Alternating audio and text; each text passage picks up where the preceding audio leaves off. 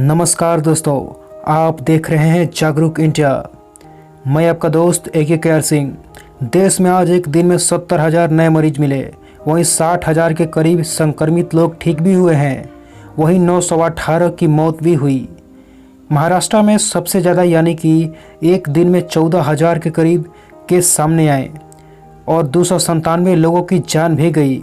इस वीडियो में हम आज की पूरी कोरोना अपडेट्स के बारे में जानेंगे और ये भी जानेंगे कि कितने दिन लग सकते हैं वैक्सीन को आने में। शनिवार को देश में कोरोना मरीजों का आंकड़ा 30 लाख के पार हो गया। अब यहां संक्रमितों की कुल संख्या 30,43,436 हो गई है। पिछले 24 घंटे के अंदर रिकॉर्ड 70,067 नए मरीज बढ़े हैं। एक दिन में मिले संक्रमितों का ये आंकड़ा सबसे ज़्यादा है।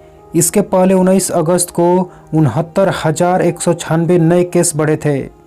इसी के साथ एक्टिव केस की संख्या भी 7 लाख के पार हो गई है। मतलब यह कि अब देश में 7,06,138 मरीज ऐसे हैं जिनका इलाज चल रहा है। साल के अंत तक भारत में बन जाएगी कोरोना की दवा। केंद्रीय स्वास्थ्य मंत्री डॉक्टर हर्षवर्धन ने शनिवार को अच्छी खबर दी है।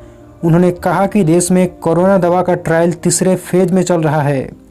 हमें पूरा भरोसा है कि साल के अंत तक दवा पूरी तरह से तैयार ली जाएगी। उन्होंने अन्य देशों की तुलना में भारत में संक्रमण की स्थिति को बेहतर बताया। डॉक्टर हर्षवर्धन ने कहा कि देश में संक्रमितों की संख्या भले ही बढ़ रही है, लेकिन मृत्यु दर काफ़ी कम हो गया है। देश में इस समय मृत्यु दर 1.87% है, जो अन्य देशों से काफ़ी बेहतर है। Indian council of medical research ने बताया कि अगले हफ्ते तक देश में बन रही कोरोना वैक्सीन से जुड़े अपडेट्स आम लोगों तक पहुंचाने के लिए पोर्टल लॉन्च किया जाएगा। इस पोर्टल में देश में तैयार हो रही सभी वैक्सीन की पूरी जानकारी होगी। अब कुछ कोरोना अपडेट्स के बारे में जान लेते हैं, जिसको जानना आपके लिए बेहद ज़रूरी है।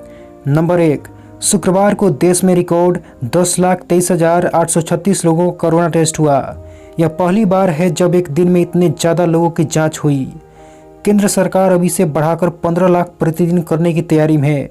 सरकार के मुताबिक जितने ज़्यादा लोगों की जांच होगी, संक्रमण को उतनी ही तेज़ी से फैलने से रोका जा सकेगा। नंबर 2, केंद्र सरकार ने सभी राज्यों को पत्र लिखकर इंटर-स्टेट और इंट्रा स्टेट आवाजाही को बहाल करने का निर्देश दिया है।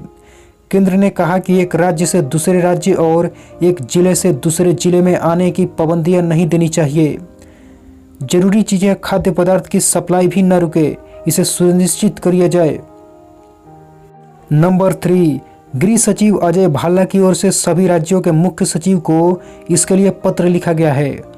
उन्होंने लिखा है कि अनलॉक 3.0 के तहत इंटर और इंटर स्टेट मूवमेंट में छूट दी गई है, इसलिए राज्य सरकार इसमें बेवजह पाबंदियां लगाकर सप्लाई चेन को न रोके। इस बीच पंजाब सरकार ने जेल मंत्री सुखजिंदर सिंह रंधावा को कोरोना टेस्ट पॉजिटिव आया है। यह बात मुख्यमंत्री कैप्टन अमरिंदर सिंह ने दी है। अब चलिए कुछ राज्यों के बारे में बात कर लेते हैं कि वहां पर क्या स्थिति है। सबसे पहले शुरुआत करते हैं मध्य प्रदेश से।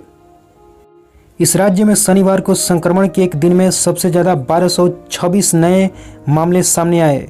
प्रदेश में अब तक 51,866 लोग संक्रमित हो चुके हैं। पिछले 24 घंटे में 21 लोगों की मौत हो गई। मरने वालों की संख्या अब 1,206 हो गई है।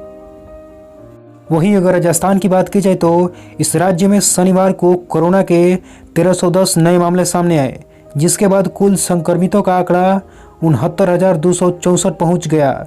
वहीं 11 लोगों की मौत भी हो गई। इनमें जयपुर में 3, अजमेर, भीलवाड़ा, हनुमानगढ़, पल्ली, सीकर, उदयपुर समेत एक की मौत हुई है, जिसके बाद कुल मौतों का आंकड़ा 944 पहुंच गया है। इस बीच बारों में कोरोना संक्रमण की रोकथाम को लेकर शनिवार से 27 अगस्त तक पूरी तरह से लॉकडाउन रहेगा। अगर बात की जाए उत्तर प्रदेश की तो शनिवार को राज्य में संक्रमण के 5375 नए मामले सामने आए। 24 घंटे में 4,638 लोग इलाज के बाद पूरी तरह से ठीक हो चुके हैं। राज्य में कोरोना के सक्रिय मामलों की संख्या अब 48,294 हो गई है। वहीं 70 लोगों की मौत भी हो गई है। इसी के साथ मरने वालों की संख्या अब 2867 पहुंच गई है। अगर बात करें बिहार की, तो इस राज्य में कोरोना संक्रमितों की संख्या 1,19,000 हो गई है।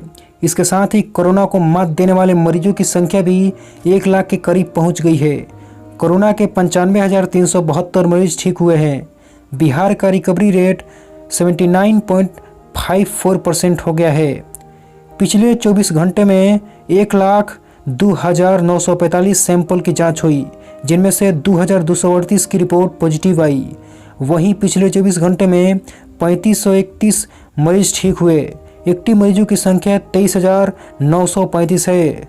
अगर बात की जाए महाराष्ट्र की, तो राज्य में शनिवार को संक्रमण के 14,992 नए मामले सामने आए।